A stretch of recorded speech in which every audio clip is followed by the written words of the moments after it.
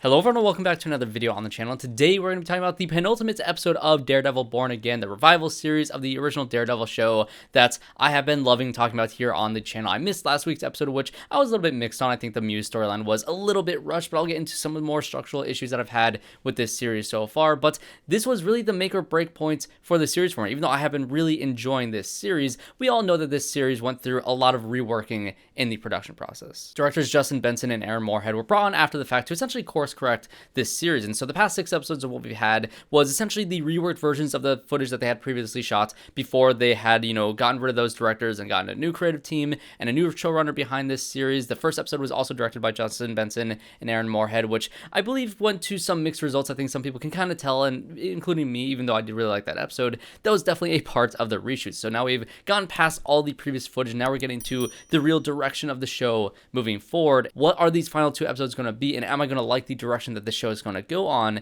So we're going to be getting to full spoilers for everything that happens in this episode, along with just my thoughts on the series so far and how it's going to end and my excitement for season 2, because I absolutely loved this episode, and I think it might just be the best episode of this show so far. And that's saying a lot, because the bar for this show has been set incredibly high from a lot of these episodes, including those episodes that were in the rework. And that's why I was a little bit worried that, I was kind of digging the vibe that the show was before the rework, so I wasn't sure how I was going to vibe with everything else afterwards. And I think now that the show is kind of getting towards the end, we can kind of clearly see the actual through line of the season. It's not the Hector Ayala stuff, which I really liked. All the stuff with the White Tiger and his niece and all that stuff was great. The Muse stuff was also just a means to an end to a certain point, which I do think that storyline was condensed a little bit too much here and there, and I do think that they should have had a little bit more sprinkling scenes between him and the therapist character with Heather throughout the series, because I think that dynamic was really interesting in the last episode, and it could have been expanded on a lot throughout the show to make that moment a lot more impactful. Maybe that was the case in the previous version of the show,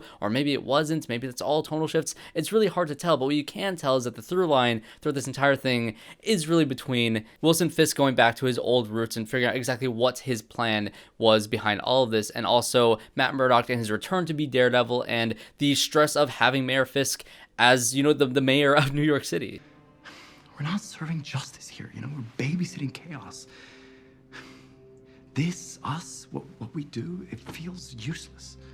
One storyline that's been kind of simmering in the background for the past 7 episodes is the storyline between Wilson Fisk and VANESSA, which is a relationship that I loved in the original 3 seasons of Daredevil, and here it is no different. I really love their dynamic, and it's interesting to see the time period in between where we left off and now, with, Fisk going off and doing his own things in some of the other MCU shows, and VANESSA being kind of in charge of the, the crime ring that he had created, and she had been apart from him for so long, and you have the Adam character that, Wilson Fisk has been, beating up inside of his basement, and the end of the last episode, which also kind of hinted at, is VANESSA trying to also overthrow Fisk? Is she not on board with what he's doing, or did she send that guy to Fisk because she knew that he would take care of him, that he would, kill this character because he was a threat to this empire that they have built? And we got confirmation that, VANESSA is just as cold as Wilson Fisk is, if not maybe even a little bit more so. Behind every man is an incredibly intelligent, brilliant, and absolutely terrifying woman, and that is, of course, VANESSA, who is played brilliantly by Ayelet Zurer. And it's hard to believe that she was originally not going to be brought back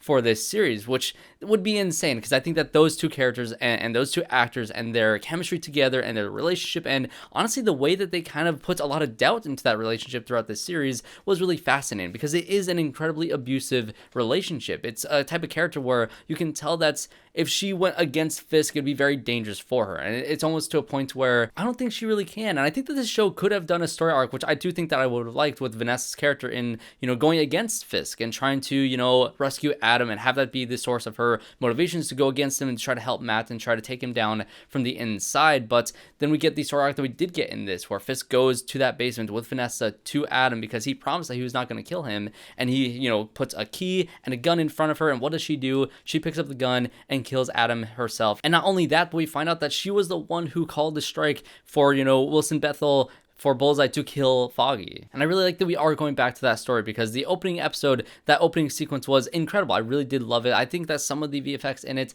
was a little bit noticeable. It wasn't as clean and polished as it could have been, but I do think that the emotions of that sequence and the intent and that inciting incident for the series was very strong. But to, never reference back to that, never go back to Bullseye, never really dig into that loss that, Matt has, would have been a mistake. This episode also did a really great job at grounding a couple of the other elements of the show that has been kind of lingering in the background background like the VANESSA FISK storyline, especially when it comes to BB URICH and Daniel Blake, who are two characters that have been popping here and there inside of this show and have had some good moments, but I've been wanting a lot more from that, especially with BB URICH, because this is a character that is related directly to one of my favorite characters from season 1 of Daredevil, and his death from the hands of Wilson Fisk was one of the most shocking moments inside of that series, and to see her take a bit of a front step here in this episode and to see what her real motivations are was really great to see. I literally out loud during this episode asked, why in the world is she friends with Daniel Blake? It makes absolutely no sense, but to see that she is really trying to play the game and trying to get close to these characters to get all the information that she can possibly get to play this guy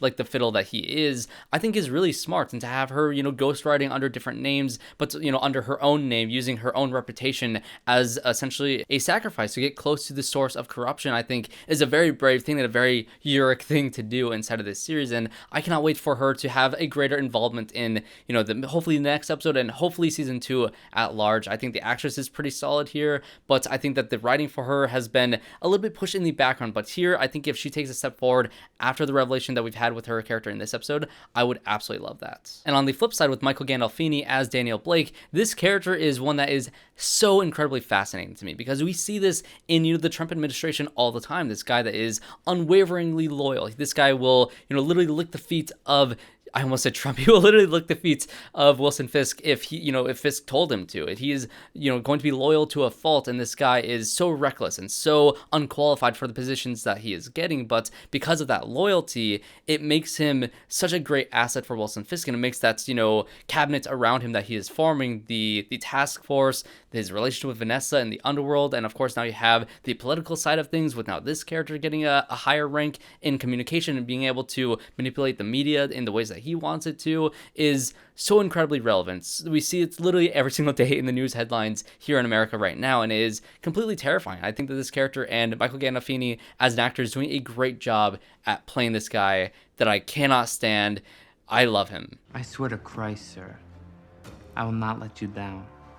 I will work night and day for you. Sir, I will burn for you. And then we have the Heather character played by Margarita Levieva, who has been decent throughout the show so far, although I do wish that we had a lot more to build her character up, especially with the relationship between her and Matt. I think that past relationships that Matt has had with other girlfriends in the past, including even She-Hulk, and of course a lot of the girlfriends that he had throughout the original Daredevil show, this guy just cannot stop flirting with everybody that he comes in contact with. But either way, this character, I do think that the relationship is cute. I do want to root for them, but I don't think that they've had enough time to really build up this relationship. But I think it, again, like all these other side characters here in this episode, it got a lot more interesting with this episode. This, of course, all ties back to Wilson Fisk, because he's playing checkers while everybody else is playing chess. Everybody's exactly where he wants them to be, with this character being his therapist and also being very close to Matt Murdock. And so he is using this to essentially keep tabs on Matt Murdock, to have something over his head. And with Matt, discovering that Wilson Fisk is a client of hers, he is rightfully terrified of that entire concept because of how close they've gone throughout the past few episodes. And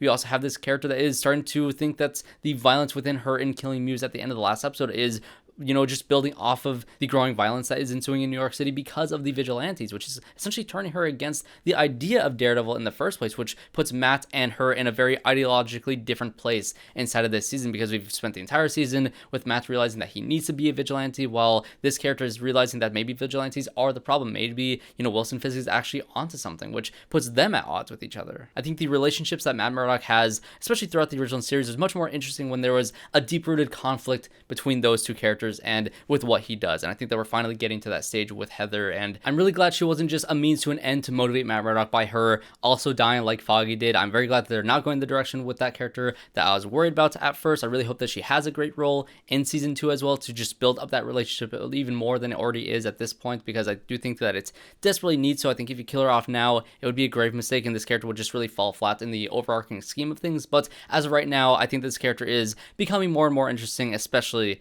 with this episode. And then you have Bullseye, who I'm very glad it has not, just dropped out of the show after that first episode. I'm glad that they brought him back for this arc as well, because this is a very dangerous and very, terrifying character to go against Daredevil and even against Wilson Fisk in this episode, because as soon as he was moved into that general prison area that is essentially a death sentence for this character at the hands of Wilson Fisk, to see him break out of prison and go after him was really terrifying, because I think the unpredictability of this show and the nature of any one of these characters can die at any moment, I think this show has done a great job of that, especially after that first first episode. And I think that's, you know, him breaking out of jail, I really had no idea who his target was going to be, because of course he had VANESSA was the one who hired him to kill Foggy, and so maybe he was going to go after her because, you know, she was the one who tied him up and all this stuff. Is he going to go after Wilson Fisk because, of course, you know, he's the one who, you know, moved him to a different jail to essentially give him a death sentence? So was he going to go after Fisk, or was he going to go after Matt, because of course that was the character that put him in jail in the first place? Or was Heather going to get shot in the crossfire of it all? I really did not know what in the world was going to happen at the end of this episode. And with,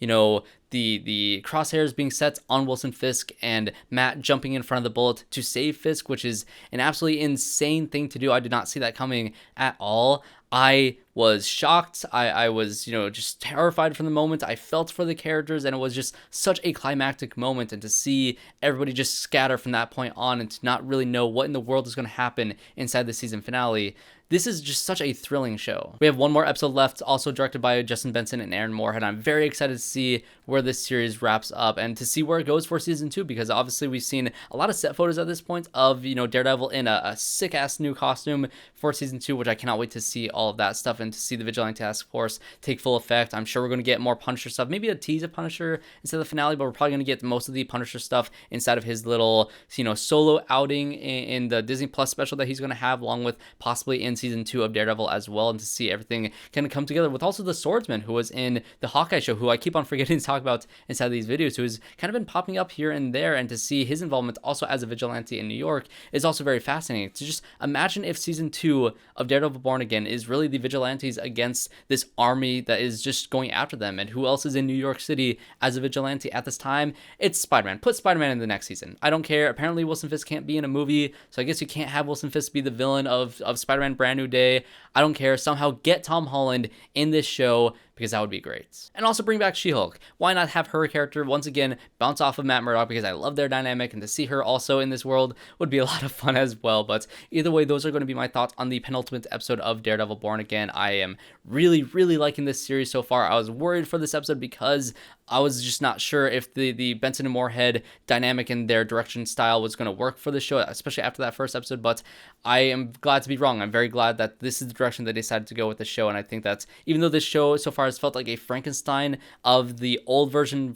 compared to the new version, I do think that somehow this season has worked incredibly well, and I cannot wait to talk about the next episode. So what did you guys think of this episode of Daredevil Born Again? Let me know in the comment section down below, and of course, if you did enjoy this video, make sure you guys leave a like and subscribe to the channel to see more videos just like this. I have reviews out for Death of a Unicorn. I'm going to try to watch Drop and Warfare later this weekend, but I might be a little bit slow in uploading videos this weekend because, again, I've been very busy the past couple weeks, so hopefully I can get those videos out for you guys as well here on the channel. So like I said, leave a like, subscribe to the channel, see more reviews just like this one. I hope to see you all in my next one.